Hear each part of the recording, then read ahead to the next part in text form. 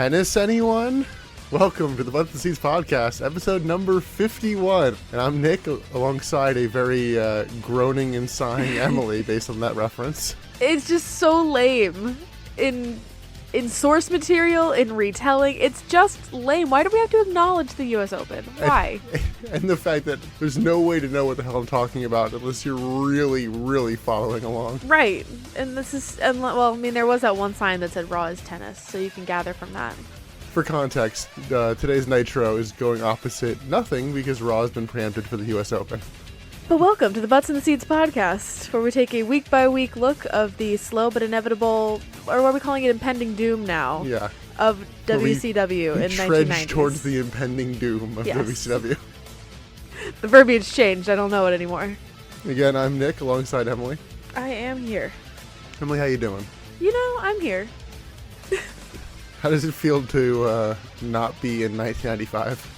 I miss it. This was honestly, like, in all things considered, this was not the worst episode to come back to. I didn't hate myself through all of it, but I miss the stupidity of 1995 wrestling. There was a disturbing lack of Yeti. Yes, there was. So there will be no Yeti, but today we will be talking about the August 30th, 1999 Monday Nitro, live from Uniondale, New York. Which, in layman's terms, is just Long Island. Yeah. They just keep calling it Long Island, but except for in that first graphic where they said it was Uniondale.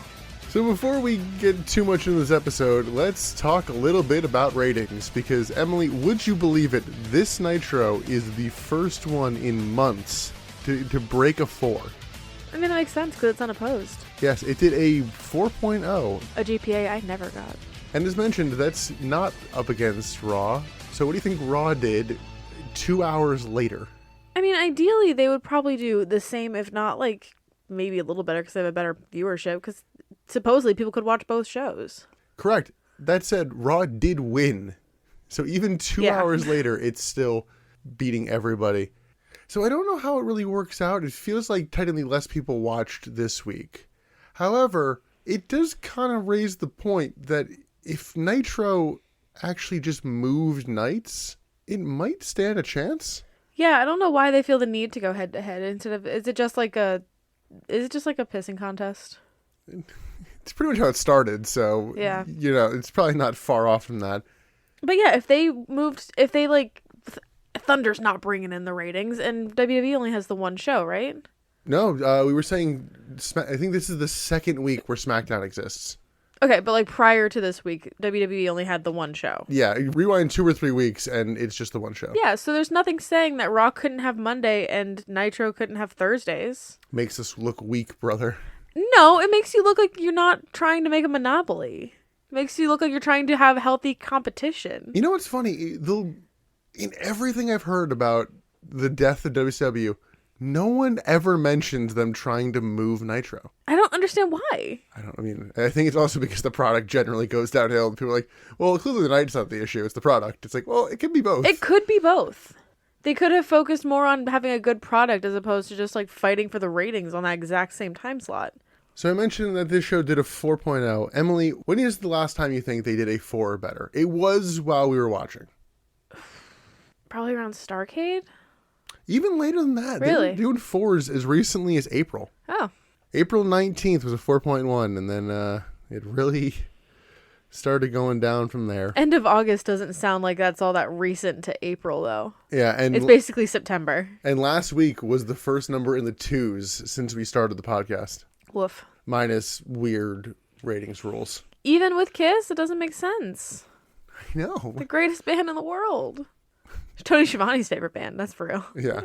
Well, let's get into this actual episode. Once again, it is the August 30th, 1999 Monday Nitro. We are a month and a half from Vince Russo. So close yet so far. And we're 1 week post-Kiss. That's how we're measuring things. Yeah. We are... Pre-Russo, post-Kiss. So we started this Nitro very abruptly. I hated it. The Brits are entering the ring. It's like, it's Steve Regal and Dave Taylor. And I'm like, okay. Like, did you know who they're going up against, though? They said it. Yes. That was the only reason I knew. It's Disorderly Conduct, which consists of Mean Mike and Tough Tom. I also know their names. I did not think you would have. I sure did. Can I tell you which was which? No. Did I watch this match? No, because I was so confused about why we were starting so quickly on an unopposed show. Yeah, it was a very odd start because commentary does not pay attention to this match. They are just...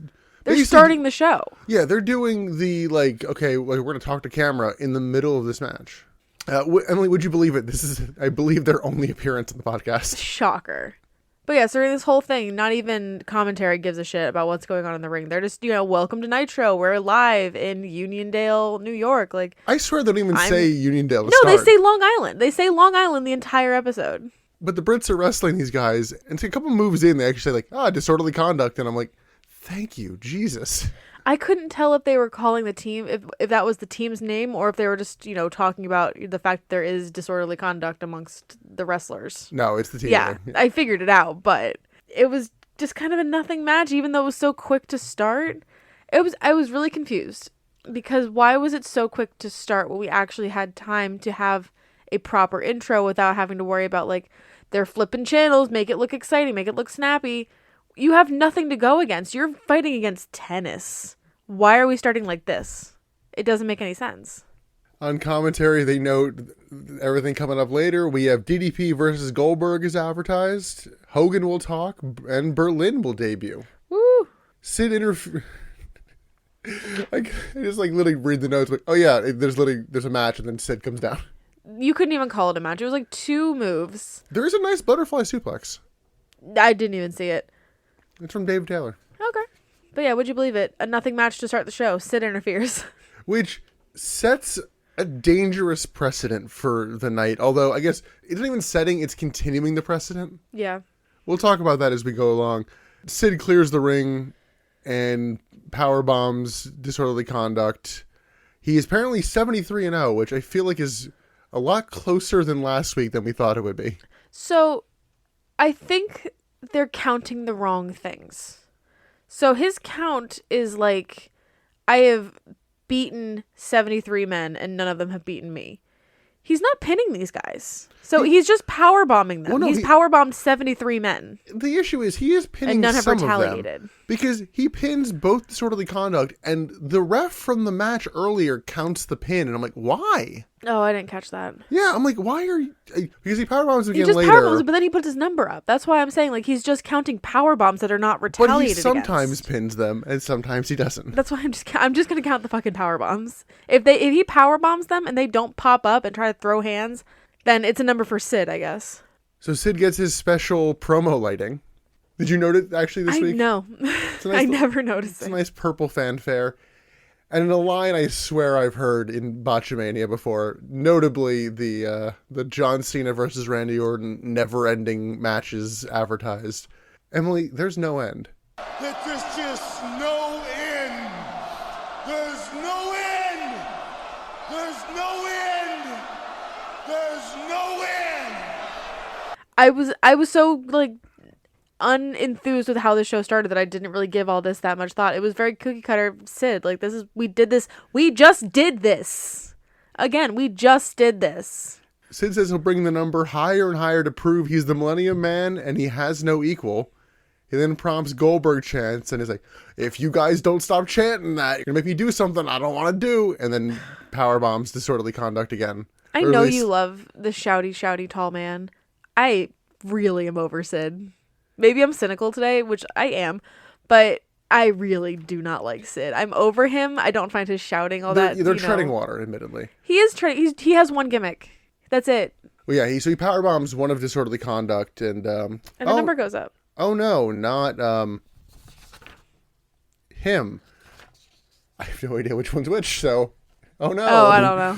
Could not tell you which. Not him. Oh. Oh no, Mike Tom. Bummer. Mean Tom and Tough Mike. Did you notice the weird... My word of the past couple weeks has been cadence.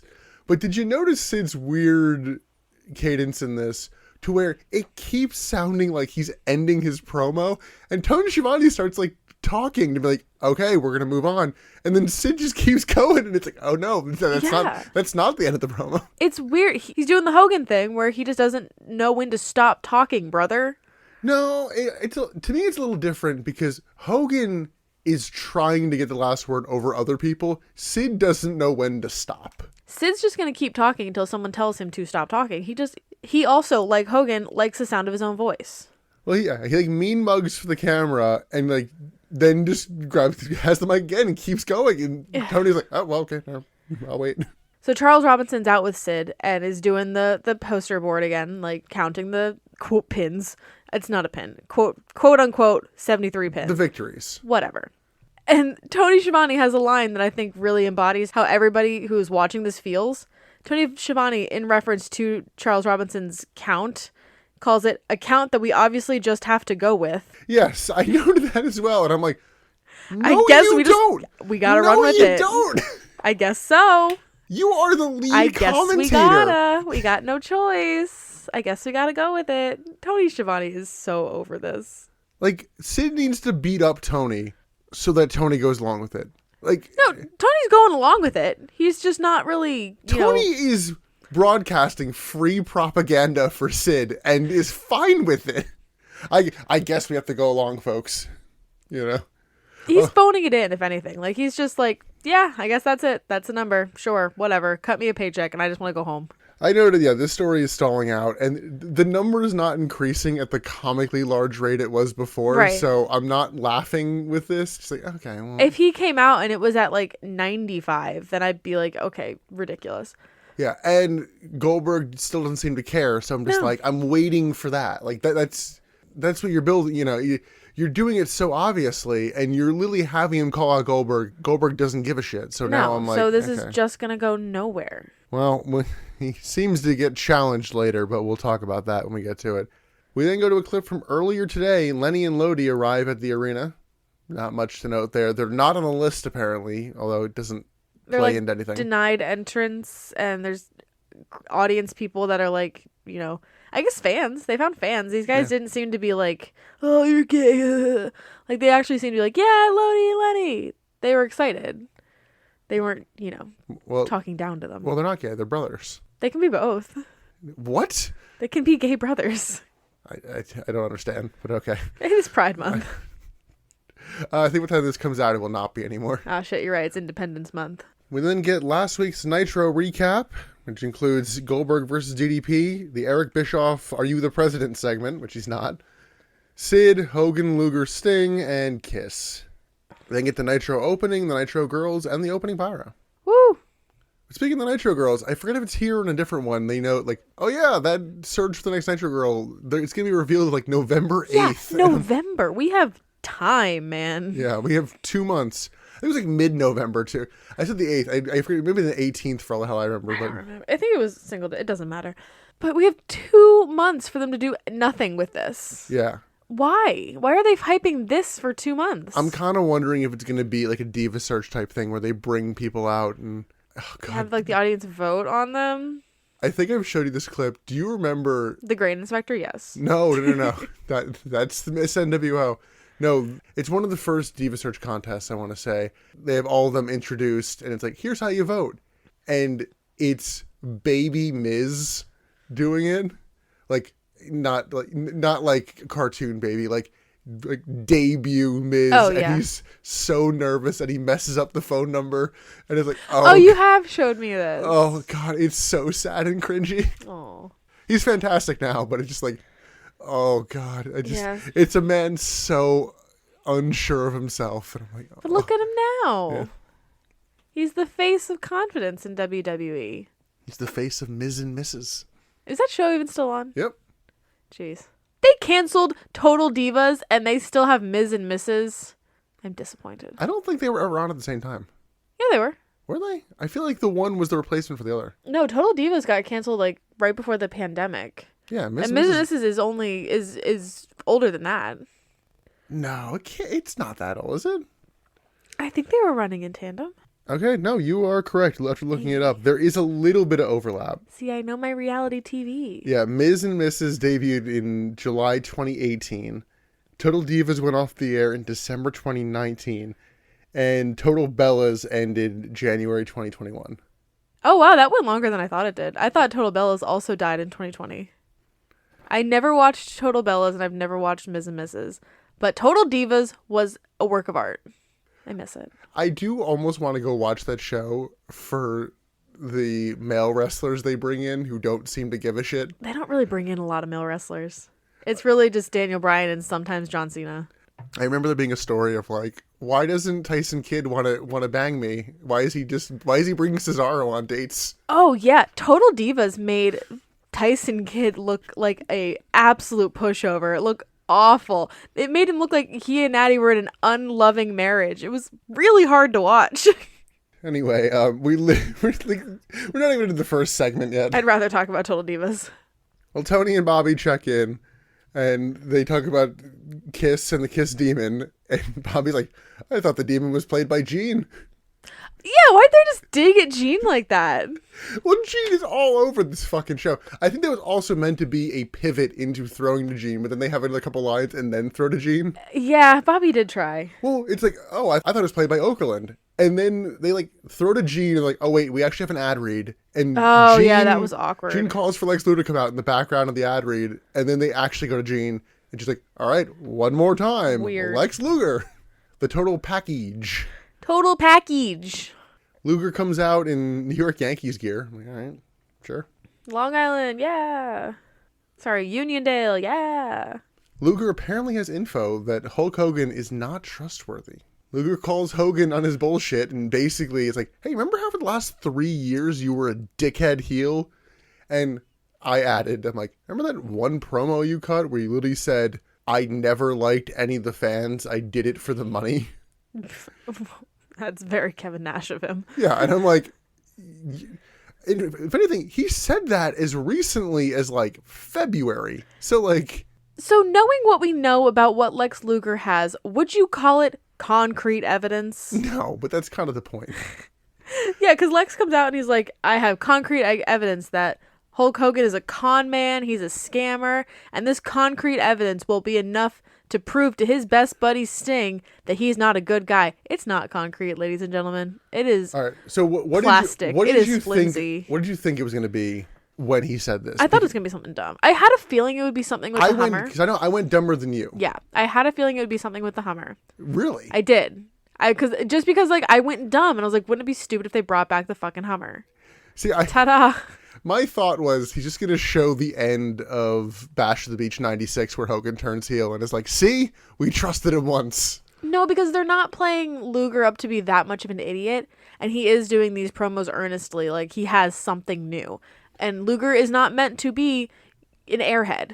Yeah, I do like the wrinkle that he's like, look, I know this isn't popular. Like, I don't feel good about this, but like, you all should know this. That's why I didn't think it was going to be like a cop-out, like, remember when he did this? No, this was going to be something new.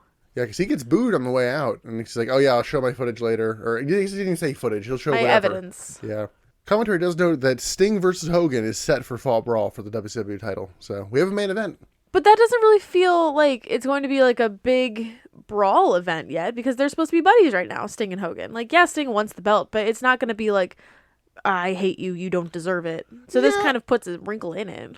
Yeah, I mean, at the end of the day, the title match and one of the titles should be story enough, and then you can add on top of that. Yeah, in theory. I'll put it this way, I'll take I want the title, I have the title story, as opposed to random pay-per-view match signed between two guys. But they just can't go into that main event being like two faces, basically. They can. It wouldn't be an exciting main event. Yeah, I mean, I'll take two faces. You can do a lot easier than two heels. Yeah, but if one of those heels were to be Hulk Hogan, who is, a fairly good heel, then you could do some like characterization with it. It could be entertaining. It's not, well, Rick Steiner versus DDP. Like, I don't know, random heels. Well, we kind of ran into that actually with Hogan, where it was Hogan and Flair, and it was just like no one cares at this point because it was like the mid-face turn for Hogan, and it's like, okay, no one's likable. When they're big characters like that, I am more willing to let it go. But I also don't really care about the heel face dynamic. If it's going to be a good show, if it's going to be a good match, it's a good match. Who cares? Well, speaking of big characters, backstage, we get Berlyn arriving in a Mercedes. Yeah. Peak German engineering. Ja, guten Tag. Yeah, you want me to leave that in? Ich spreche. He arrives with his security and his interpreter, who we'll see if she's here next week, but we'll get Uda. that. Yeah, Bobby's a little occupied. He's obsessed with the interpreter. Her name is Uda Ludendorff. We then get a Kiss recap. We go to our first actual match. I guess first match with a real ending of the night. It is Lash LaRue versus Scotty Riggs. My first note is I'm waiting for Sid. And so is the crowd because there are strong "We Want Sid" chants during this. But, like, why? Because they're trained to know, oh, this is a bullshit match. Sid's going to come down and kill these dudes. But they want Sid? I guess. He's not doing anything exciting. More exciting than this match. I don't know, man. I honestly, like, during this match, I did start to feel bad for Scotty Riggs and Lash LaRue because nobody gave a shit about them. And they were, like, putting on a match. Like, it wasn't like, outstanding. It wasn't stop everything and, like, focus on this great. But it was still, like, a fairly competent match. But commentary was talking about Kiss, and they were talking about Berlyn, and the crowd was chanting for Sid. Like, no one gave a shit. Yeah, this is a bad crowd. Yeah, this is a bad crowd. I don't think it's in this match, but through a bunch of the other matches, they're just looking at something else going on in the crowd. And sometimes it draws commentary's focus. Like, you can literally see everyone on the hard camera looking away from the match. And it's just like, that's just bad. We never figure out what it is. But I looked into it. I couldn't find anything. No one notes it in any sort of recap. It was probably nothing big. It was probably just like an audience member being disorderly with like a security guard or something. I heard something about like someone in a one-piece bathing suit. I'm like, is there someone like showing her boobs? Like, didn't Jean say like she's gonna hit the bricks or something like that? Yeah, I don't know, but yeah, it's a bad crowd tonight. They want to see a very small handful of people, and that's it. That said, this is pretty standard action, and the crowd don't really care because it's two characters that haven't. Scotty Riggs hasn't been on in a while, no, and Lash LaRue hasn't had a completed match in months. Yeah. So Nick, in our last episode when we were doing 95. We were talking about who would be in our non-wrestler boys stable, and we were talking about Ralphus. And you mentioned how much you missed Ralphus, and I agree. And you know who else agrees? Someone in the crowd. This audience. Someone had a sign that said, "I miss Ralphus." I do too, brother. Riggs works over LaRue for the most part. Riggs clotheslines LaRue, and the ICP and Vampiro suddenly like come out to ringside. Why? Get used to that sentence. I guess both of them. Yeah. Vampiro points to Riggs and is like, "You owe me." What do you owe him? I'm kind of on Riggs' side. Like, what did he do? Riggs hits a rocker dropper and gets the win. Like, LaRue wasn't really distracted by Vampiro or the ICP, so I'm like, okay. But Vampiro doubles down. Well, and then they get into like a little conversation in the ring of like, "You owe me." "I don't owe you shit. You owe me." Like, well, as Riggs is hitting his finisher and getting the pin, Vampiro like gets in the ring and sits on the top rope, and the ref's kind of like, "What the fuck are you doing?" Yeah. So, yeah, and Riggs has no idea what Vampiro is talking about. Like, he like shakes him off and like putting his arm around him, and Vampiro keeps going like, "Oh, you owe me." Yeah, but even Riggs is like, "Why? I don't owe you anything." Like, "No, you owe me." "What do I owe you?" Emily, can I make this more frustrating? It's never paid off, is it? This is the last Scotty Riggs match we're going to see. Really? Oh, that's kind of sad. Is it? I don't know. I don't want them to just like disappear. Yeah, I don't really get what they were going for here. And he may appear in a storyline. I forget if he has more like Thunder matches or not, but this is the last time we will see him on the podcast. I'm not really sad, but I'm not like. I don't really feel the need to do a whole post-mortem, but in the arms of the angels, Scotty Riggs wrestled here. I don't know. Okay, and it's probably more attention than we've given him throughout the entire podcast. Yeah, this was weird, and considering they do the story again later, I don't know why they did it here. You owe me. Moving on, I guess. Yeah, moving on. The Revolution then come out in lame t-shirts and black pants, all matching. It's like, oh man, I know the Radicals shirts are also pretty lame, but man, this is also pretty shit t-shirts. Yeah, it is pretty lame. Douglas fires up the crowd and says it's time for a change. Shane Douglas has taken the Revolution and run with it. This wasn't even his thing. He was invited in. Now he's like the fucking leader. Well, did you laugh at him pulling the crowd as much as I did? No. Because he kind of pulls, like, for each person. It's like, with Benoit, hey, you know. I did not catch that. And then he's like, and the franchise. And it was, like, to me, clearly fourth place. And it was like, yeah, no, you're going to lose, Bob. Yeah, no kidding. And both of us kind of noted throughout the last several weeks, and especially here, Dean Malenko just looks done. He's over it. He has one foot out the door. I would not be surprised if he's the one that convinced the others to leave too. Like, Dean sees the inside, I think, better than the other three do. It's a large mix. It has to do with a lot of booking. We'll talk about it when they leave, kind of what happened there. Yeah.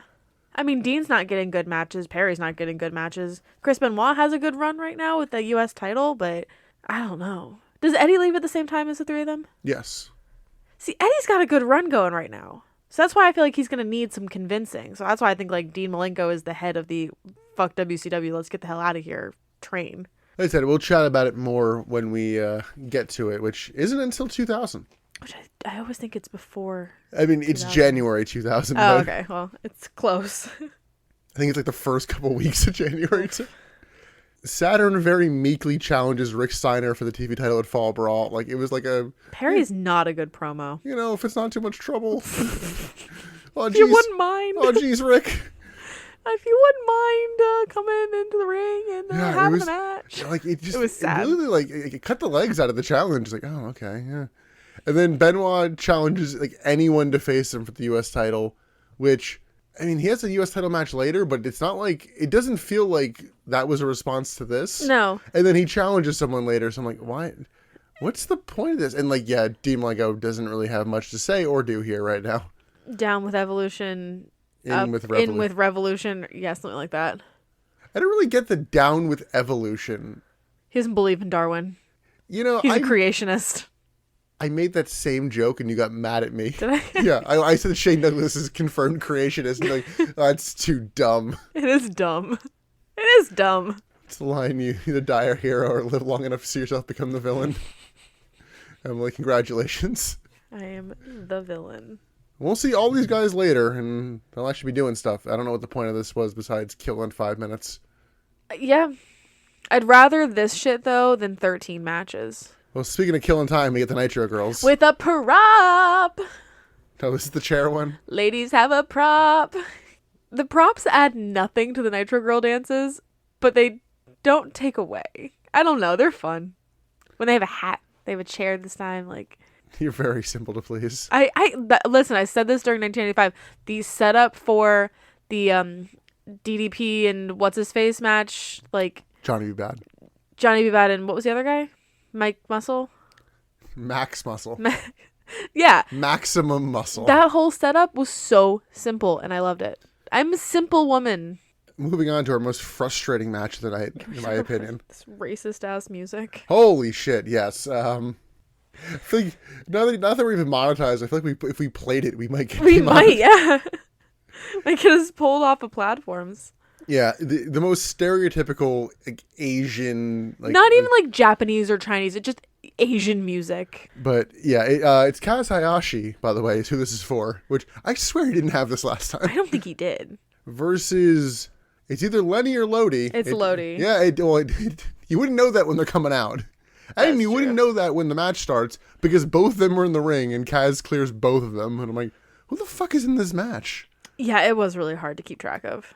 Oh, but when Lenny and Lodi are coming to the ring, one of them says, when Lenny and Lodi are in town, someone's going down. Get it? It's a blowjob. Funny. And if you didn't know that they're gay, one of them has pigtails in, and they put ribbons on the belt. It's Lenny. Who cares? Because he goes over the top and twirling his hair. Oh my god, yeah. Again, you know how we gave the Nitro Girls a prop and they ran with it? We gave Lenny fun hair, and he's just going with it. But yeah, the Christmas ribbons, basically, on the belt. You know how, like, when you go to the drugstore and you need to get, like, a ribbon to put on a bag or a gift, and it's just, like, a sticker? I swear that's what these were. I feel like you're the first person to call it the drugstore since, like, 1970. Well, I don't want to say, like, Walgreens or CVS or Rite Aid. Like, we have international listeners. The pharmacy. We're going to the drugstore. Buying drugs. That's where you buy drugs. This match is very sloppy. It's bad. And we pointed fingers in different places on this, because I think a lot of it's Kaz. And you thought a lot of it was Lodi. I did think a lot of it was Lodi. Early on, Kaz botches a head sisters and, like, almost falls on his own head. And it's like, oh, shit. And then Kaz works over the ass of Lodi and even like gestures like, ow, my tushy. Like, my butt. It just didn't ever feel like Lenny, Lodi, whichever one was in there, had a good Lodi. grip on whatever move he was about to do. It just felt like he was not secure, which made me worry for Kaz, honestly. Lodi dives onto both men from the top rope to the floor, and then back inside, Kaz hits a top rope Hurricane Rana, and then like botches reversing a back suplex where the spot is you land on your feet. And the fact that Kaz screws that up, I'm like, yeah, it feels like him. Because again, he like almost lands on his head. And I'm like, Yeah.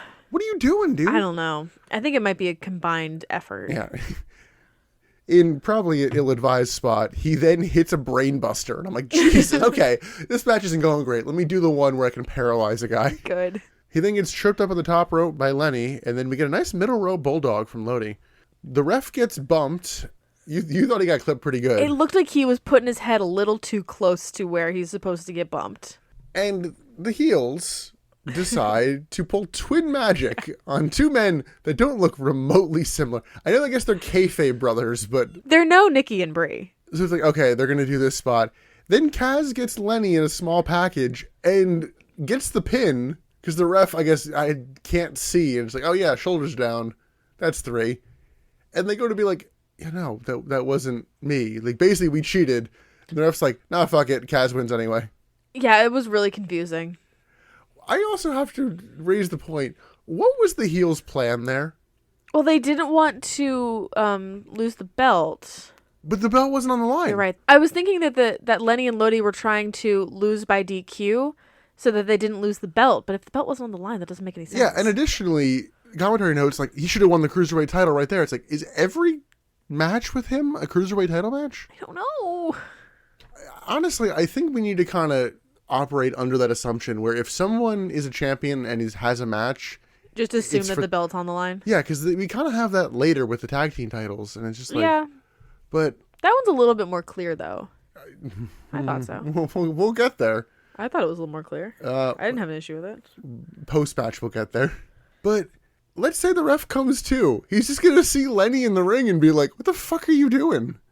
Like, I don't know. There's no need to be secret when you look that different.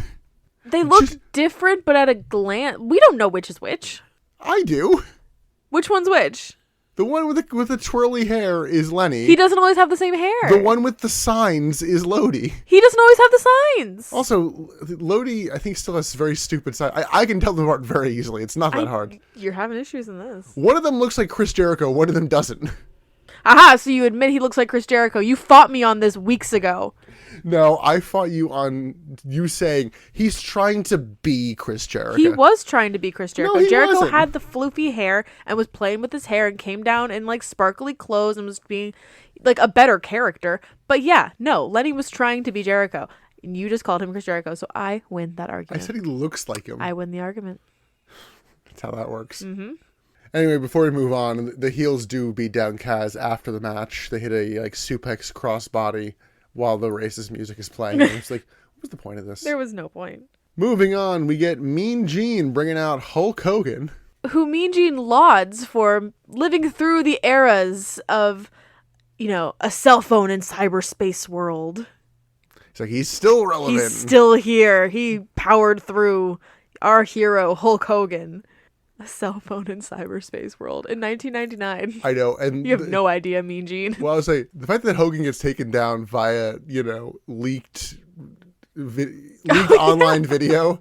I'm like, he did not survive a cyberspace world. He does not thrive in the cyberspace world, brother. What's the last time you heard somebody refer to as a cyberspace? I'm now going to all the time. You can't watch me.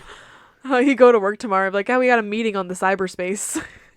So Hogan comes out in red pants, and I was like, oh, good, he's given up the trunks. He has not. No, this is just his promo pants. Promo pants! We're going to call him promo pants. Hogan fires at the crowd and says he will never stab Sting in the back. He says he'll be in the back eating fruit and being cool while he waits for Luger to present his evidence. Did he actually say eating fruit and being cool? He doesn't say eating fruit. I wanted to take line was being cool. I kind of half caught it. He said he had to go call his son, too. Yeah, I don't really know what he's going for with this. He keeps bringing up his son. He's an honest family man, Nick. He has to call his son Nitro Nick and tell Nitro Nick I'm that he Nitro will Nick. never backstab his friends. Well, he does say that, like, if Luger starts causing problems, he's going to kick his ass. I'm like, okay, wow. Well, what a good message to give little Nitro Nick. And in something I want to keep an eye out for in the upcoming weeks, I want to keep your ears open for the phrase Hulkamania. Okay. Because I've been noticing they're not really using it. They're not printing it on t-shirts. Hogan says The Mania. The only person who says Hulkamania on this show is Michael Buffer, who doesn't give a shit. They are calling his fans the Hulkamaniacs, though. No, he is. I know, but I'm wondering, is that legally distinct? Does WWE own the copyright for Hulkamania? But not Maniacs. Because they used to have a shirt that said Hulkamania. Yeah, and people in the audience are wearing that Nope, shirt. that shirt says Hulkster. I've definitely seen some. It's probably older shirts, but it's Yeah. the same font, the same design, and it says Hulkster. And I'm like, Yeah, they definitely I'm own a really copyright. wondering, does WWE own the copyright for Hulkamania, and just Michael Buffer doesn't give a shit enough to keep up? He gets paid too much to give a shit. Well, I think as we noted in Halloween Havoc, the king of Hulkmania, Oh, yeah. which technically is legally distinct. Anyway, this is another one of the many, like, half promos where I'm like, you're just killing time.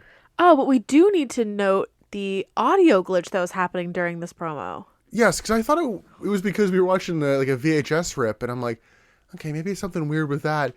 But then we go to commentary after this segment, and Tony and Bobby shill like Hulk Hogan and Ric Flair videotapes, and this random piano music plays over their shilling, and even Tony's like, okay, yeah, just play piano music over me, it's fine. And that's when we knew it was real. Yeah, I was like, oh. He pointed it out. And it's not like it's anyone's theme. Like, I thought for a minute it was like, oh, is this like Berlyn? Like, no, It sounded like the beginning to Desperado.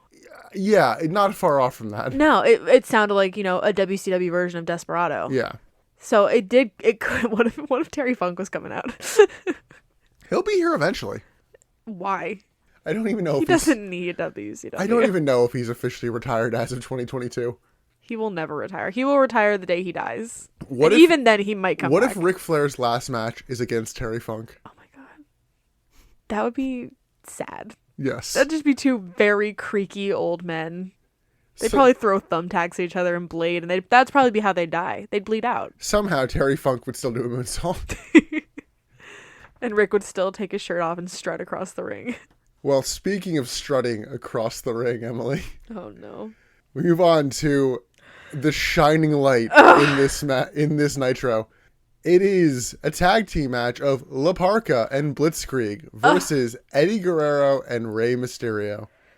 And minus the weirdness of La Parka having new gear and Rey wearing his stupid suspenders, holy fuck, did we love this match. I swooned for however many minutes this match was. I don't have very many Probably notes. like 4 minutes. It's not long. I didn't take very many notes, but oh my god, was this a perfect match. This was fun. This was energetic. I Everyone looked like couldn't they were take having notes. a good time. Oh my god, it was so fun. Yeah, I had a really hard time taking notes just because of how quick this match goes. It was good pacing. It was quick. It was flippy. It was fun. It was light. It was everyone doing the peak of their performance. You could see everyone happy with where they were. Like, usually recently we've seen Rey Mysterio going up against people where he's just like, why am I here? But he actually had a smile on his face during this. Yeah, and this match starts perfectly of La Parka asking Rey, hey, can you get out of the way because I want to do my strut and my dance. Oh my god, La Parka danced all over that ring. It was beautiful. I didn't know La Parka had a dance thing. Yeah. I think you missed him during his entrance because he also has the chair air guitar that Oh yeah. I knew he had the chair. Oh my god, it was so good. Rey does hit him as the dance is winding down. Honestly, this match is so fast paced that I really had a hard time keeping notes. Just go watch it. Ray gets slid to the floor into a tornado DDT on La Parka in a really smooth spot. Oh my god, it was beautiful. La Parka is very committed to doing his strut. He does it. He keeps getting interrupted, and then Ray dives, and he catches him, and is like holding Ray up, and does the strut while holding Ray, and I'm like, fuck yes. What a man. There's some real fun action, but unfortunately, there is storyline to go along with this. The ICP and Vampiro appear on the stage. I was so mad when they came out. I yelled. I yelled at the screen. Luckily, they do not interfere. I yelled at the screen. You stay up there. You do not ruin this. Eddie tags in and cleans house, and this is so fast. Eddie vaults Ray into a top rope Hurricane Rana and then hits the frog splash on Blitzkrieg and wins. We could gush for 10 more minutes. Again, I can't do this justice. This is such a random match. Go find it. So good. Yeah. If you don't want to pay for Peacock, I'm sure it's randomly available on like Daily Motion or something. And to start this match off, we got a beautiful line from commentary too. This match has everything. It has Bobby Heenan snark I forgot about this on line. top of all of the good that we just gushed about. If my memory serves, the line is Ray's house could burn down and he would lose $8 in clothes. Yeah. Something along those lines. Yeah, those suspenders are so bad. He's worn the same pair of overalls whenever he wears suspenders. Again, go find this one. I don't remember there being any ICP kind of story at the end of this. No, they did not interfere. They didn't do anything. I'd like to believe that they saw the beautiful match that was happening and were like, nope, doesn't need us. We're going to stay up here. I'd like to believe that. I'm not sure that's how any of that went down, but that's my headcanon. Yeah, we didn't see. So one of the producers kind of come out tapping like, don't you fucking interfere. Don't do it. Raven comes back for 1 week. Just no. Well, moving from one highlight of the show to another, but for very different reasons. We then get a Berlyn hype package, followed by Mean Gene bringing out Berlyn. And he's like, I don't really know what the hell to expect here. And I don't think we really did either. No. Berlyn comes out to the... I don't really love the theme, but at least feels I like different. it a lot. It's O Fortuna. Yeah. And I'm probably mispronouncing that. I love when they use classical music as wrestlers' themes. Yeah, I just don't love this version they have. Oh, I like it. It feels very, like, dystopian. Yes, I will agree with you on that. Yeah. And yeah, he just comes out, and there's a very different feel in the arena. Like, this feels like something we haven't seen before. It's a different character. They do manage to not note that he's Alex Wright. They do know we know he speaks English, but he refuses to do so. Because English is a dirty, disgusting language, and he doesn't want it on his tongue. Yes, well, he notes that later. But Berlyn is here, and in a spot both of us loved. His security, who will go on to be a wrestler, gets in the ring before Berlyn and pats Gene down. And it was like, it's a nice spot where I don't even know that Gene was fully expecting it. And it was No, I think that might have been the spur of the moment. Maybe, or it was great because I think Bobby like laughs at it too. It's like, we should be doing this a while ago. He comes out with like a whole entourage, and they're all in like suits and very corporate looking. And then there's Berlyn with his stupid mohawk. I don't love his look, but I like his energy. I don't mind the look. It is different. I'll give you that. Berlyn cuts his promo in German, and the interpreter kind of, I guess, I'm actually wondering how accurate the lines are. You're wondering how well he speaks German. I'm like, he is German at the end of the day. He was saying German words. Like, I do recognize some of the words that he was saying that were being translated. So the translation was pretty accurate, I think. I would say he was born in Germany. Yeah. I'm pretty sure I don't know that he's a native German speaker, but I know he probably has family that, if anything, helped him with the promo. Like, anybody can memorize a paragraph. Yeah, admittedly, I don't know the entire backstory of Alex Wright, so That's shame okay. on me. I always find it ironic when someone who speaks German fluently says that English is a dirty language, because German, well, I love that language and I studied it for 6 years. I didn't retain a ton of it. Don't ask me. It's not the most beautiful language. It is not a romance language. It is very harsh and hacky and spitty and fun. Well, according to Better Call Saul, how do you say bullshit in German? Bullshit. So he notes in German that it's like, okay, all the wrestlers you have, when they wrestle, they're just wrestling. But when I wrestle, it's an art. Yes, I like that. He does, unfortunately, kill a lot of the intrigue we have. Yeah. He says that he's a machine built by like German businessmen. And he's decided the first man he will destroy. Buff Bagwell. Why? I know. I was like, okay. Why? Cool. Buff? You're in the mid card. Now we know. God. If you're a machine, come out and challenge Goldberg. Goldberg's not doing shit. Well, you can't have him beat Goldberg. I don't know. I haven't beat him. That would hype Goldberg up even more. Okay. Goldberg's about to feud with Sid. Who do you put him up against to elevate him? I don't know. Ironically, as much as WCW is like, okay, it's just like, there's the main event guys and everybody else, it almost speaks to how currently shallow the roster is. Because I'm like, It does feel shallow. I don't know who you'd have him beat to like bring him up to main event status. Benoit? Like maybe? Like that's the only person I can kind of think of. Put the US title on him? I mean, I don't know. I guess. There's not a lot of main event faces so many people right are now. out. Like there's the 3 main event faces, and you're not going to do him against Hogan. You're not Not going to right do him away. against Sting. Sting is facing Hogan. And if you're giving him to Goldberg, you're feeding him to Goldberg. Right. So, and then that kind of kills the gimmick immediately. So I guess at the end of the day, it's got to be Buff. I don't know. A Steiner, maybe? Steiners are heels. And They really don't have very many faces. And Scott hasn't been here in a while. Yeah, I don't know. Well, unfortunately, he's in a tag team, and he admittedly might have gotten a little too race-centric, but him versus Booker T would have been pretty good. That would be good. I think that would be a fun match to watch. Yeah, I don't think that... but- that doesn't have to be race-centric. Okay, it doesn't have to be, but tell me what they wouldn't go there. I don't know. I mean, admittedly, I don't know how much of it would be intentional. I mean, this is the company that 3 years prior called somebody the final solution and then had to change it. But they changed it. But they still sent him out there the first time with that. Yeah. Yeah, so all it takes is one mention and then the whole story is uncomfortable. But let's not dwell on what they didn't do. Yeah. Berlyn notes that Bagwell represents the worst parts of America. Which, yes. And yeah, he refuses to speak English because the language disgusts him.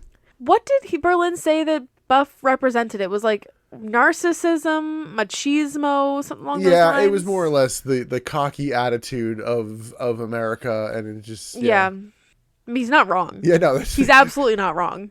That's the thing. It's like, whatever we're missing, just know that whatever he said, he wasn't wrong about Buff. However, we were both wondering if the interpreter will be here next week, because she very much botches the final line of this. Like the send-off line. Yeah, and it's like, in Germany, losing. And then she just like waits like 30 seconds and is like, losing is unacceptable. And like Gene has to be like, you didn't finish your promo. And like fucking, she like remembers the line. And she says like somebody who forgot the line and then... And the whole time Berlyn was like staring daggers into her too.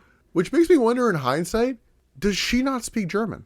Did she just memorize lines? Yeah. Probably. German's not a very common language in America. Yeah. We keep getting distracted from Berlyn because this is a good segment. Oh, he's great. That was the end of his segment, though. Yeah, we're wondering if the interpreter's here next week. We'll see. Okay, if she's gone, then they're going a little hard on the German end of it.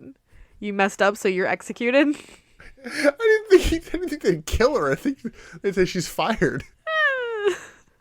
But no, this was overall a good debut. It really was. Weird lighting or camera exposure for this. Didn't really know what to make of that. We thought it was our VHS rip, then we peeked at it on Peacock, and it was like, no, everything is just overexposed for some reason. You were saying it could be like a German experimental film sort of thing. I might be giving it too much credit. Maybe. If that's going to be like his thing going forward, I like it. Yeah, I mean, they are going for a different look and feel for him. We love a gimmick. We'll see, but yeah, he definitely breathed some life into this show. Hundo P. They then go to commercial and come back, and Gene is on the ramp, and he's basically on the ramp for no reason because he gets interrupted. He starts off talking about like a hockey team? Yeah, the New York Rangers. Okay. Oh crap! No, fuck. Who cares? It doesn't matter because he the gets Rangers, interrupted. the Islanders. Oh god, I don't know hockey. And he gets interrupted. Well, he doesn't even start talking about them. He just mentions them and like that's not why he's out there. But he gets interrupted by Lex Luger, looking very disheveled. He claims that Hogan, or at least somebody in red and yellow, attacked him, like stole from his bag, smashed his windows, poisoned our water supply, burned our crops, and delivered a plague into our houses. He did? No, but are we just going to sit around and wait until he does? I mean, that is the general attitude of Lex Luger in all these promos. Oh, absolutely. So basically he's saying that Hogan knows what he has and is going to stop him from exposing him. What he's saying is Hogan knows best. No, Brooke knows best, please. Let's talk about more reality TV. We're going to have to, after this podcast, we're going to have to review TNA when Brooke Hogan shows up. I want to review Brooke Knows Best. So we still don't have the proof from Lex Luger, which at this point I thought he wasn't going to have any and be like, Hogan stole it out of my bag. Yeah, I did kind of think that. Nope, he still has it later. But never mind that for now, I guess. Yeah, and somehow more of a random match than Scotty Riggs and Lash LaRue. Oh, yeah. We get the team of Kenny Chaos and Prince Iakea in a title match versus the Wyndhams. Them good old boys. With Kurt Hennig. And Emily, we need to talk for a second about Good Old Boy. Or Good Old Boys. Why? It's not their song. It's not? It's ripped off. It's just Jeff Jarrett's old theme. Oh, I thought you were saying like it was ripped from an actual artist. No, it's an old WCW song that they just repurposed. At least the melody. I've heard it's also the lyrics, but I've not been able to find a version that has the lyrics. Is Jeff Jarrett a Southern boy, Southern bred? Oh, yes. And when he dies, he'll be Southern dead? Yep. That's a bummer. Yeah, it was like, Rap is Crap, still original. This one, it was like, oh, They just needed another one. Yeah. Why did they ditch Rap is Crap? Just because I think it was too popular. Over? Oh, maybe. I think, yeah, it was over. That's the thing. It was like, oh, people like this. They're heels. Oh, no. But it also worked for Rap is Crap to be their theme when they were feuding against the hip-hop group. Yeah, the No Limit Soldiers. Yeah, whatever. I'm never going to remember their name. It still slaps, though. 100%. I'm just sad that I've been sold a bill of lies. I still laugh at you hating this song the first time you heard it, and now you're like, yeah, I like it. It's a bop, but I just don't like how quickly it replaced Rap is Crap. My first note about this actual match is, why is this a match? Kendall Windham works over Prince Iakea, including a nice left arm clothesline and a jumping DDT. They go outside, come back in, Windham hits a knee drop, and just wins out of fucking nowhere. Kenny Chaos and Barry Windham never got in this match. Nope. But it was so out of nowhere to the point where we thought that Prince Iakea might be injured. Yeah, so they grab a mic, and they're like, is that the best you got? They call out Harlem Heat, and Harlem Heat comes out. And if two notes from this brawl. One, even in a wild, messy brawl, you can tell how much better Booker T is than his brother. Yeah. And two, in all the mess, Booker pins Kendall Windham, and the ref counts it. So was this a match? Well, remember how earlier we were saying, like, oh, just any match with a champion, assume it's a title match. Yeah. We can't do that because Booker won. This wasn't a match, though. This didn't, like, have a bill. They counted a pin. That doesn't necessarily mean that it was a match. A WCW official counted a pin. Did a WCW official ring the bell to start a match? I don't think so. Then no, it wasn't a match. Bobby Duncombe Jr. then comes out and they like try to hog tie Booker and they just fail and just kind of give up and just leave. It's like, what were you going for? It was just a big mess. Yeah, this was maybe 5 minutes in total, maybe even less. Probably and less. Okay. Couldn't tell you why. I mean, it's meant to continue the story of these teams, but yeah, this was just weird. Yeah. I don't know why they had Booker pin Kendall Windham in the middle of the segment. I'm absolutely befuddled. I'm more curious what happened to Prince Iakea. I wouldn't be surprised if that first match was supposed to go longer because the other two never got in the ring. I don't know. But I really don't know. It was weird. Moving on, I guess. We'll go on to Mean Gene bringing out Lex Luger again. We only saw him, 5 minutes ago. But now he has an envelope. Gene calls Luger, he's been a straight up guy. Like, has he? Lex Luger is one of the shadiest baby faces. Yeah. I don't think of him as shady. I don't know. At least in WCW, every time he's a face, it's always like, okay, well, like look at the watch, like how long until you turn. I mean, even him face turning in WWF came out of nowhere, and everybody jokes now. His theme is "I'll be your hero." It's like, no, I can be your hero, no, baby. Not even I can. I will. I will be your hero. I will be your hero, baby. No. So Luger says he doesn't take any pleasure in this, and he's like, all right, well, Sting, come out. I want to show you this. And Sting comes out. Sting notes that they've been boys for a lot longer than Sting and Hogan. My boy. Luger just accuses Hulk Hogan of driving the white Hummer. And he's like, here's my proof. And it's Hogan wearing a black and white NWO shirt next to a white Hummer. That he has supposedly verified is the same Hummer that hit the limo that held Kevin Nash. Supposedly. Would you like to hear my... Do you have a theory? my hole in Lex Luger's evidence? Oh, what? At this time, we are post NWO merger. And if you remember, the main eventers were in the Wolfpack. So they were wearing black and red, not black and white. But this is supposedly when Hulk was gone with the knee injury. But that's still, he would have been Wolfpack. He wouldn't have been... Did he ever truly wear the black and red, though? Yes. I remember him coming out in the black and white a lot. Yes, he was coming out usually in like a merger of the two, if anything. But yeah, he was wearing the black and red because the black and white was the B team. No, I remember, but I just don't remember Hulk switching over colors. I'm fairly certain he did. Because I remember that merger shirt, but yeah. Yeah. No, that is a hole in the could be plan. a hole. I don't know if that's intentional or not, but Hogan comes out and is like, this doesn't prove anything. It's like, you're not saying you didn't do it. No, he never says, I didn't do it. He says, this is not proof. They're all yelling at each other, and out of fucking nowhere, DDP gets in the ring, hits Hogan, leaves the ring, and then they just go back to arguing. Literally, this did nothing. Nothing changed. I don't really understand why DDP did this outside of needing to set up the main event. But that's a sad setup. Which there was already a set main event. I don't get this at all. It was sad. Sting and Hogan then argue, and that's the segment. We're going to see Hulk Hogan a couple more times. I don't think I actually processed how all over the show Hulk Hogan is. He's all over the second half. I mean, he's all over a lot of the middle of the show, too. He's just not in the beginning.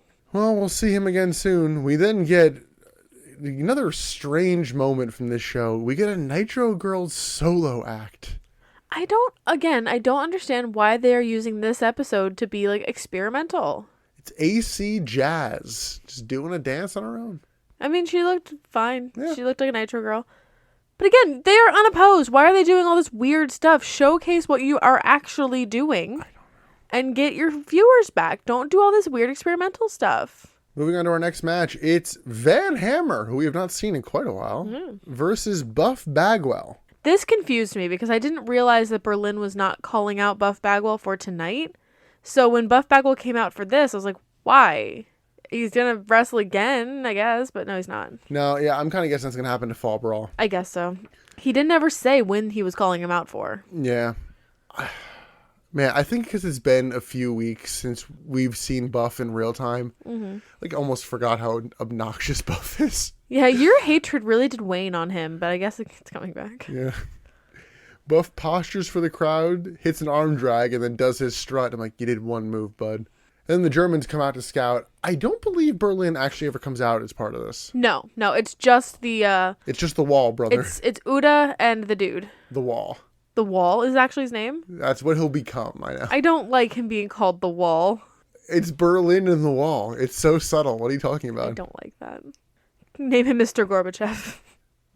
So Buff uses quickness to gain the advantage until he gets his eye raked and thrown off the top rope. And this is peak crowd distracted commentary. Is even like, I think I hear Tony at one point go, like, can we get that to stop?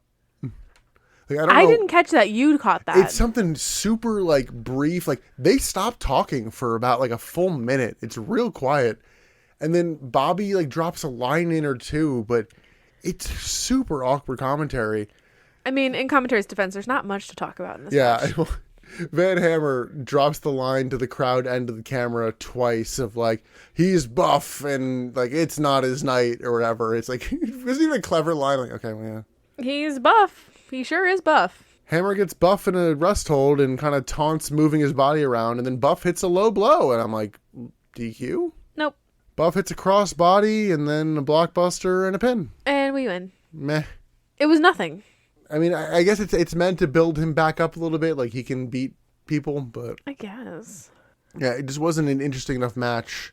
Like, I'm fine with that. Like, not every match needs to be, like, incredibly tied to the story. But every match needs to be purposeful.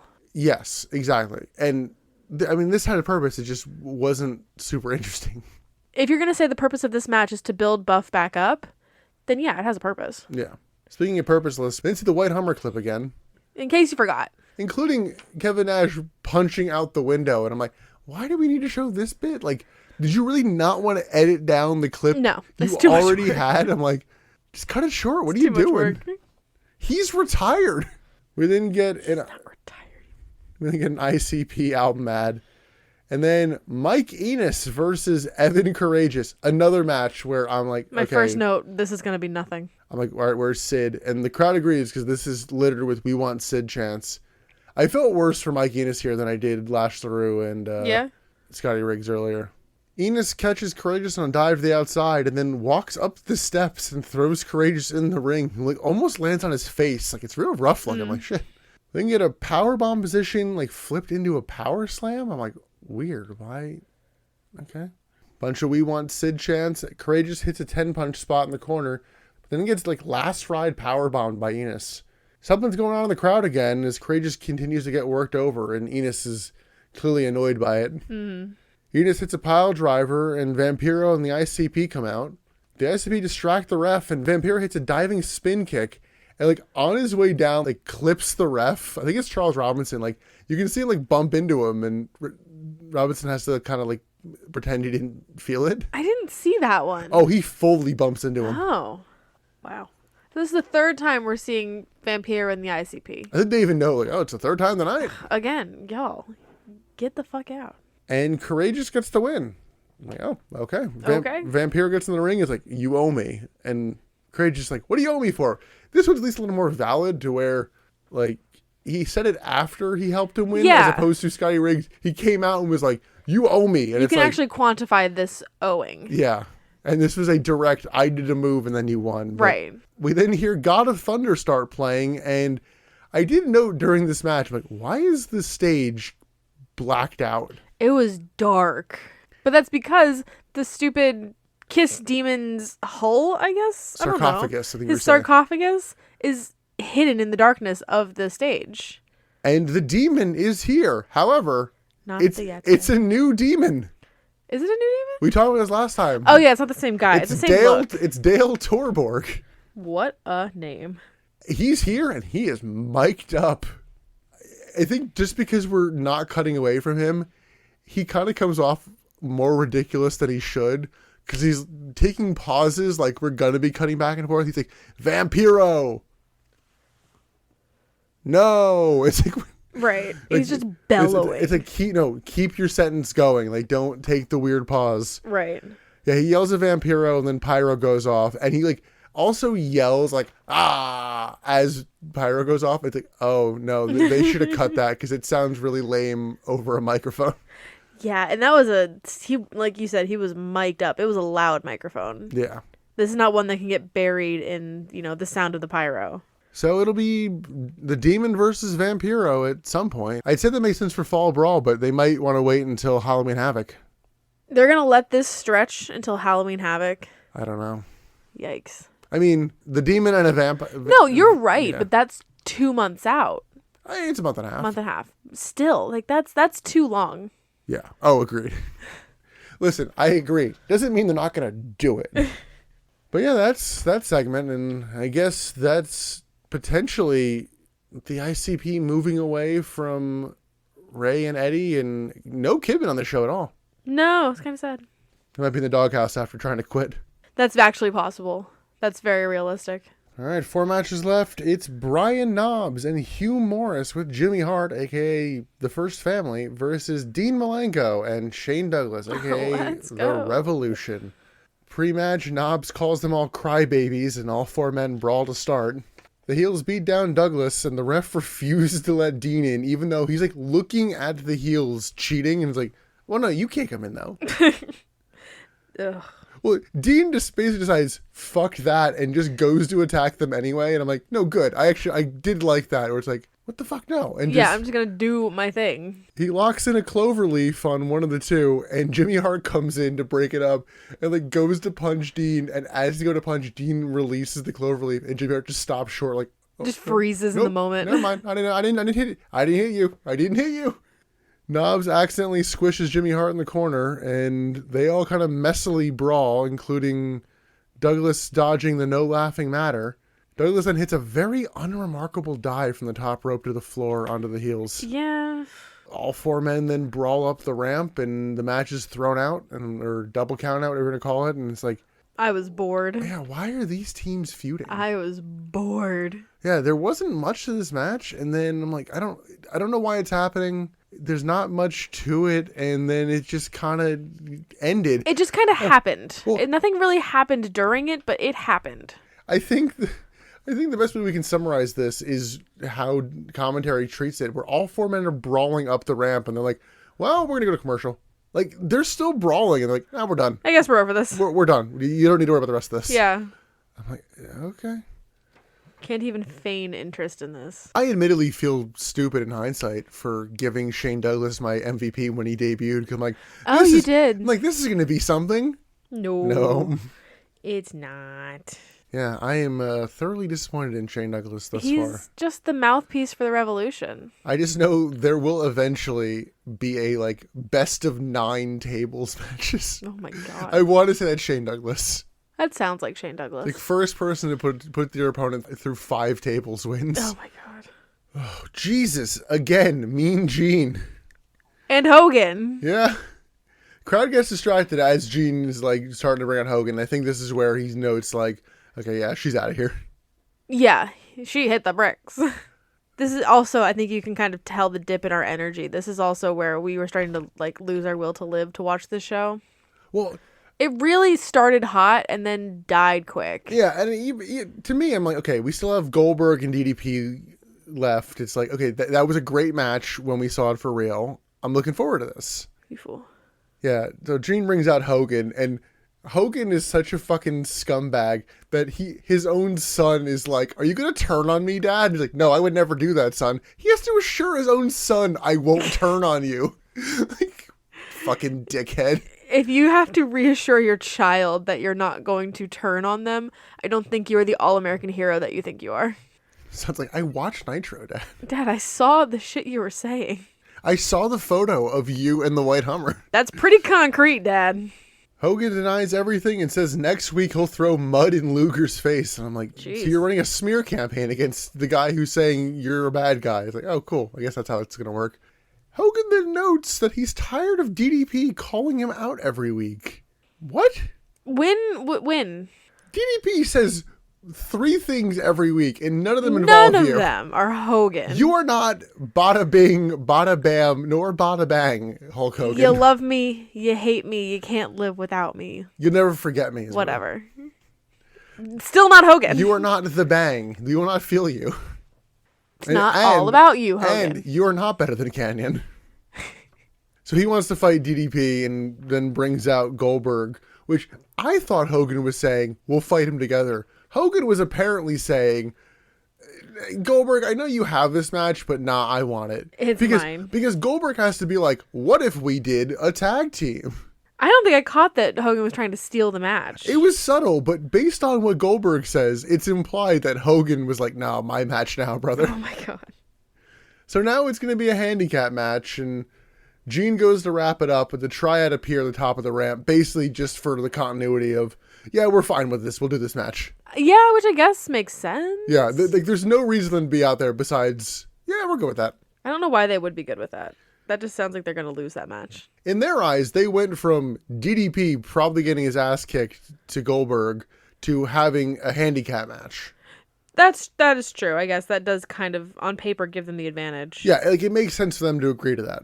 After they agree, Gene goes over to Hogan and it's like, well, I'm sure you have something to say about this. It's like, you fucking know him. Sure does. Of course, you need the last word. And then Goldberg actually manages to get the last word. And then they both chat at the camera going up the ramp. So Goldberg gets the last word on mic, but they're talking the whole way up the ramp. I think Goldberg still mostly gets it on the ramp. I don't know. They never stop talking. No. 3 matches left. It's a TV title match. It's the Disco Inferno coming out in leopard or cheetah print pants or tiger, like some sort of big cat print pants, a furry vest, and a ridiculous hat. Hey, all you cool cats and kittens, it's the Disco Inferno. We wanted to do Who's That Pokemon? And we went, I don't know. Nothing struck us as inspiration. And usually when we're doing Who's That Pokemon, one of us has a very clear idea of like, who's that Pokemon? So there's like an inspiration behind it. No. This was like, this outfit should inspire us. By the way, after screen grabbing DDP from last episode, I fully stand by my pick. I still don't. I think that yours is still too black. So Disco grabs the mic, says that he's a superstar, a sex symbol, a bona fide booty-shaking badass, an icon, and he's living La Vida Loca, and he's pretty fly for a white guy. He then calls out Rick Steiner and is like, yeah, just like, bring me the belt. I should be champion. I'm like, sure. So Steiner comes out. I was like, okay, sure. Disco tells Steiner, put the belt around my waist, turns his back to him, and then Steiner just absolutely demolishes him for a couple minutes. I mean, of course he does. Like, rips at his face. Like, it looks pretty vicious. I'm like, but, like, don't turn your back on this guy. Yeah, beats him down. Steiner Bulldog pin. Post-match, Steiner gets Disco in a lackluster submission hold and, like, punches Disco's ribs repeatedly. I'm like, Jesus. Like, yeah, like the submission hold didn't look rough, but, it was like, a kick down, though. Everything else, like, it didn't look rough in terms like you wouldn't submit, but you looked locked up enough to where like, holy fuck, yeah, you would just beat the shit at, like, and break your ribs. Oh, yeah. Perry Saturn makes the save. Perry Saturn hits Rick Steiner from behind, and before Perry Saturn can hit a second strike, Rick Steiner has hit about 7 punches. He snuck up behind him, he sure did. Maybe Rick Steiner just has better reflexes. Apparently. So Perry Saturn basically clears the ring, and I'm like, I don't really get the point of this match other than giving Perry Saturn a reason to come down and save somebody. But, like, Disco's a dickhead. So why... Yeah, I don't know why he chose Disco to be the one that he saves. Like, is it just really that there are not enough mid-card faces to have Steiner kill somebody and then... Yeah. Yeah, I guess. Oh, let's keep moving. Next up, we get... what I thought was a pretty enjoyable match, although pretty quick and a little bit of a lame ending. It's Jerry Flynn with Jimmy Hart versus Chris Benoit for the U.S. title. Yeah, you're right. This wasn't a bad match. It was stiff as fuck. Oh, yeah. They both men seem to kind of understand the assignment. And they just stiff the fuck at each other. It's like they looked at each other on their and was like, ECW? ECW. Even ECW isn't always stiff like this. But it's a little more of a hardcore ideology. This is more Japan stiff than anything. Okay. Flynn cheap shots Benoit at the start. Like, the ref's checking Benoit's, like, boots for, like, okay, do you have anything? And Flynn hits him quick kicks and then a spinning back chop. And the two just absolutely knock the hell out of each other. They do. Flynn works Benoit over, mostly in the corners, including a spot that I kind of want a name for. It's like a spinning wheel kick where Flynn, like, lands on the floor afterwards. Like, Benoit's in the corner and he kicks him and then uses the rotation to land on the floor. He's done it a couple times. I don't know. That sounds like a cool move if I can, like, visualize it. Get some hard chops from Benoit and then a really snappy snap suplex, like more so than usual. Triple Germans, no bridge, and then signals for the headbutt. And Benoit goes up top. Jimmy Hart doesn't even pretend, gets on the top rope and is like, get the fuck out here. Come interfere in this match. First Family come down, all attack Benoit until the Revolution makes the very flat save. Crowd is not into this. It was just pathetic. Like, they just came off really sad in this episode. The Revolution and the Triad, honestly, come off really pathetic. Yeah, the Triad, this week. The Triad are at least heels, so them looking pathetic's a little more forgiving. Versus, you want the Revolution to almost look helpless rather than sad, where, like, you want them to overcome the odds. This was just bad. What are you doing? But I mean, like, the match overall was not a bad match. No, I fairly enjoy this. I mean, I feel like you could have had Jerry Flynn take the pin, but to each his own. But yeah, this was hard hitting. I do feel like they maximized their minutes. They definitely did. I mean, you can always kind of depend on Chris Benoit to put on a good match and really fill those minutes. But Yeah, they could have done more, I guess, with I don't know. Yeah, I mean, it was a matter of they were probably only given so much time, and they went, okay, well, there's not a rest hold in this match. It is go. They could have done more with the ending. I don't like the interference ending. Yeah, I don't know how much of that is on the performers, but yeah, no, it is lame for the show. Oh, God. As much credit as we're giving Benoit. Oh, he does do a little bit of a fuck up. Yeah, well, he tries to cut a promo, but is clearly a bit winded. Yeah, because again, no rest holds. They were going fast pace, and he's not a great promo to begin with. So he's like, I don't know why Jimmy Hart is, interfering with what we're doing here. I feel like you'd be on board, bud. Mm-hmm. And then in a very ill-advised move, is like, hey, Sid Vicious, we should have a match. He doesn't call him Sid Vicious. No? He says, yo, Psycho Sid Vicious. Oh. I think my brain didn't process that. Oh. So, I'm guessing at Fall Brawl, we're going to have Sid versus Benoit, which could be decent. Could be. But Sid's going to win. Oh, of course. Because he still has that stupid count gimmick. Like, that's going to keep going until he faces Goldberg. Which... Goldberg's if that's not going to be at Fall Brawl, it's going to be Halloween Havoc. I guess so. Yeah.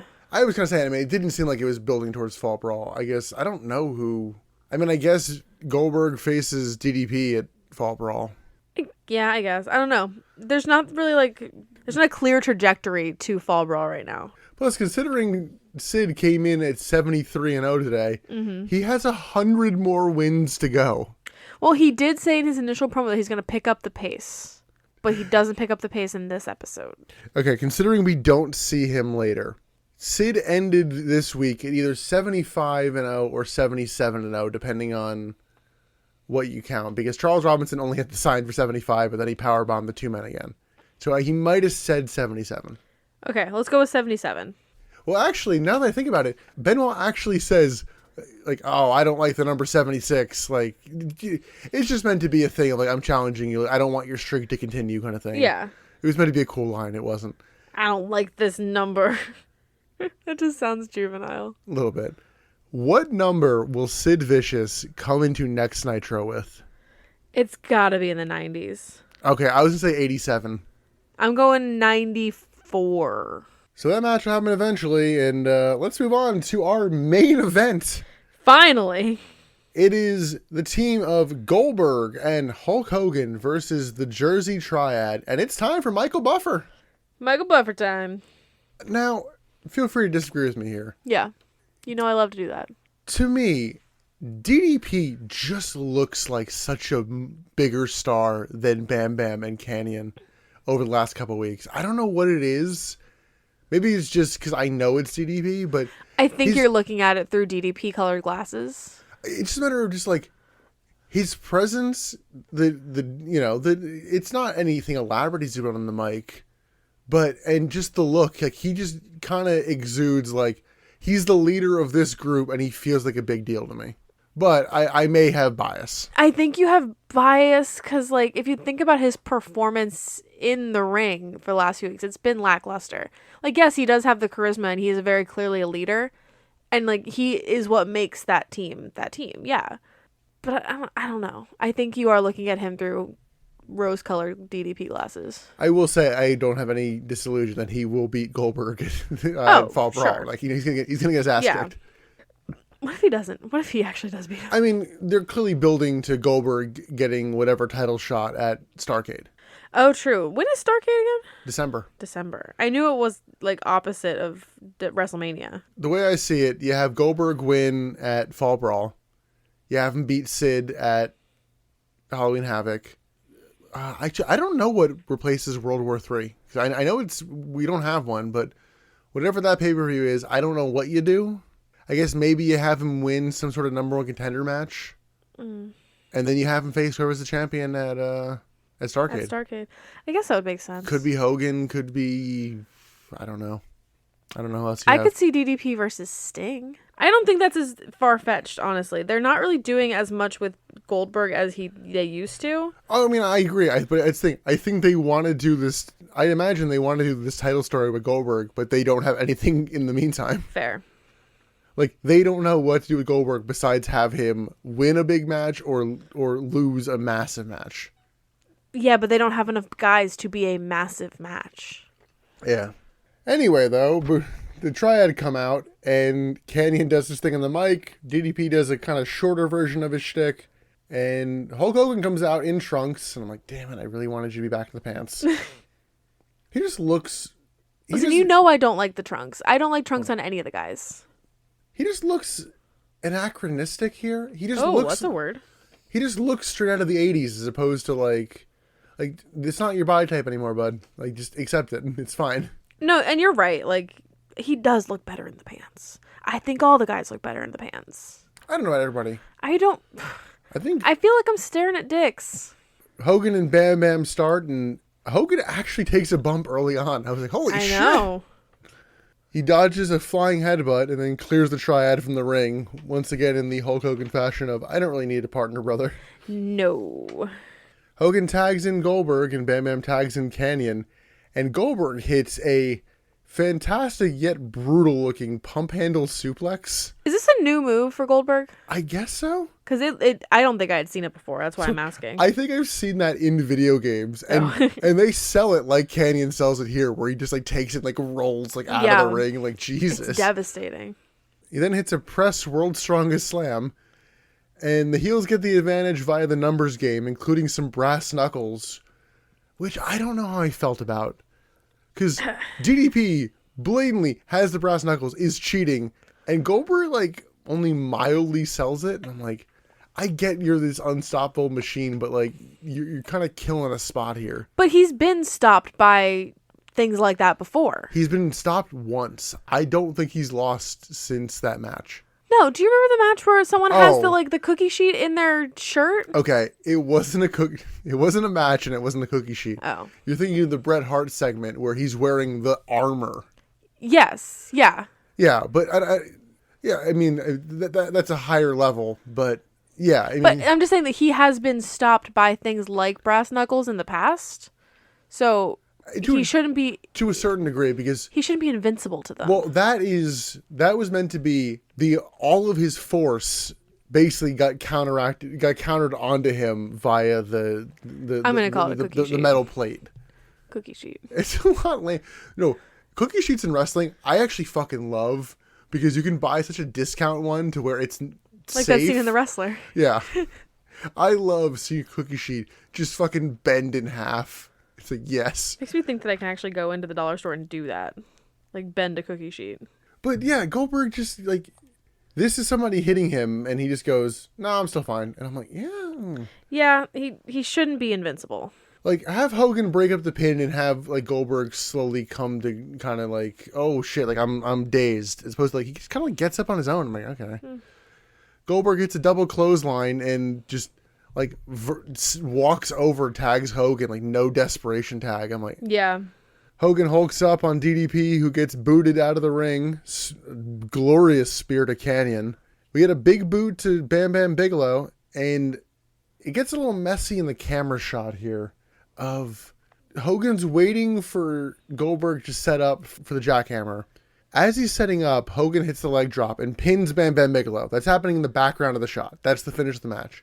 In the meantime, though, DDP has a chair and hits Goldberg with it, like, while he's setting up for the jackhammer, and then hits a diamond cutter on him. But it's like, oh, the match is over. Okay, yeah. That was weird. And additionally, Goldberg just gets straight up, which I think is meant to be part of the story, because when they cut to DDP on the floor, he's like, what the absolute hell? Like, holy shit. I fucked up. Yeah. But it's like, yeah, the match ends in, like, the background of the shot of a diamond cutter. Because I remember asking you, like, did we see the pin? And you're like, yeah, it was back there. It happened. Yeah. It was a very strange ending, to the point where I was like, was this, like, the intended ending? Well, it's not stranger than the ending of the show. Well, because we then go backstage to Sting knocking on Hulk Hogan's door going, is he in there? Clearly not. He's in the ring having a match. Fucker, he's like, look. Look at the camera.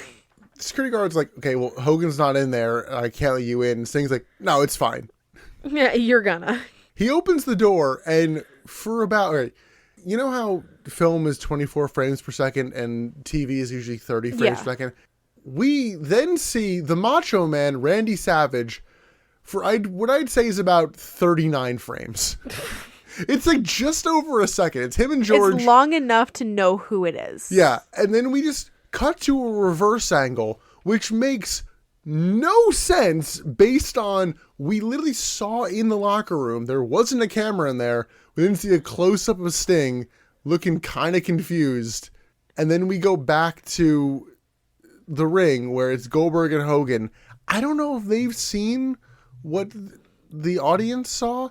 There is no music playing, which makes me think it was broadcast to everybody. But in kayfabe, I don't know if they were supposed to have seen it or what. But I don't think this leads to anything, considering we know Randy Savage doesn't... Well, we know he doesn't wrestle. You said that we might see him. He cuts a promo at some point? I don't know. This is a weird end. It was a very strange ending. It's a weird end to a weird Nitro.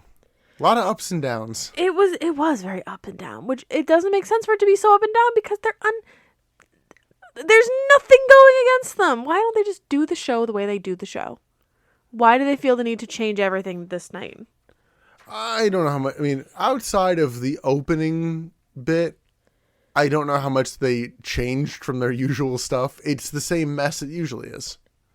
It felt like the same mess plus one. Well, they also technically have next week unopposed, so we'll see if they make any changes. How long is the U.S. Open? I legitimately don't know. It might be... I don't know tennis well enough. It might be just enough to where it's over the 2 weeks, but... Well, yeah, we'll have to see if they make any changes going forward. Emily, any final thoughts on this Nitro? It's not as bad as I thought it would be. I was expecting a lot worse coming out of Halloween Havoc. I was expecting to kind of go like feet first into the flames of the shit show of Nitro. Yeah, there was enough good stuff to keep us distracted. Way too many Mean Gene and Hogan segments, but... Yeah, but it was enough to keep us interested. We did take a break, but it was not like it wasn't so much a necessity break as it was like, I just need to get up for a second, because it's a 3-hour show. Like, yeah. Necessity in the terms of I need to pee and I need to like get a drink and have a snack. Well, let's move on to Best Bit and MVP. I have a feeling our stuff is going to be some combination of a couple things, but I'm curious. Emily, what is your best bit? There's only one thing that deserves the best bit. It's that match. It's the Ray and Eddie and La Parka and Blitzkrieg match. Yeah, I totally get what you're saying there. I was debating between that and what I'm going to pick, because I think both of them are the reasons to watch this show. I think the Berlyn debut is different and unique, is different and interesting enough to where it warrants peeking at. So I think...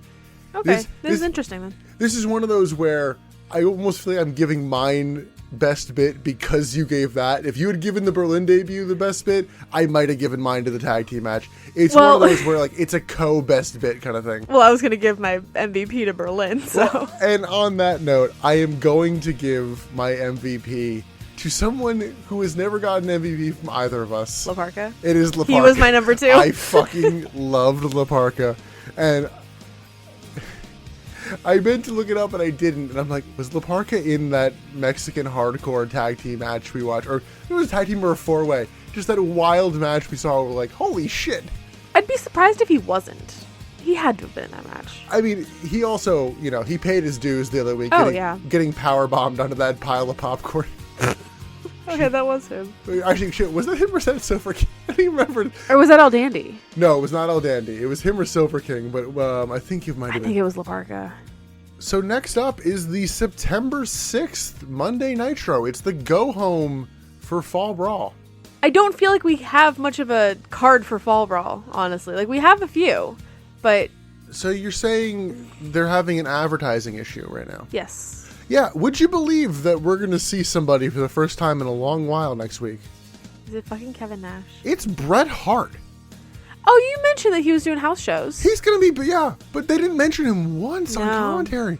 Bret Hart's going to be back next week. I'm wondering if they're going to do, like, commercials and stuff hyping his return. I mean, I'd hope so, but Yeah, so that'll be next time. And until then, you can listen to all of our back catalog on Apple Podcasts, Google Podcasts, Amazon Podcasts, Spotify, Stitcher, and iHeartRadio.